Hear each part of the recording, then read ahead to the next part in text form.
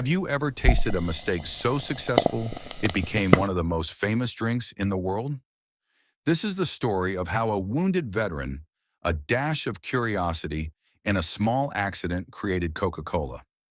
It all began in Atlanta, Georgia, in 1886. Dr. John Pemberton was a pharmacist, chemist, and former soldier. After the Civil War, he lived in constant pain from a saber wound and became dependent on morphine to cope. But Pemberton wasn't just a man of pain. He was a man of ideas. He dreamed of creating a medicine that could heal and energize without addiction. In his small laboratory filled with bottles, scales, and the smell of herbs, he began experimenting.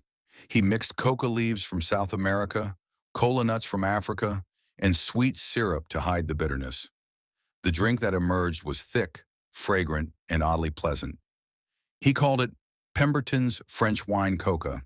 It was part wine, part medicine, and people loved it. But in 1886, Atlanta passed a law banning alcohol. Pemberton had to start over. He removed the wine, adjusted the formula, and one afternoon, while testing a new batch, his assistant made a mistake. Instead of adding plain water, he used carbonated water. When the mixture began to fizz, Pemberton frowned, tasted it, and paused. It was bubbly, sweet, refreshing, unlike anything he had ever made before. That accident created the first glass of Coca-Cola. They started selling it at Jacob's Pharmacy for 5 cents a glass.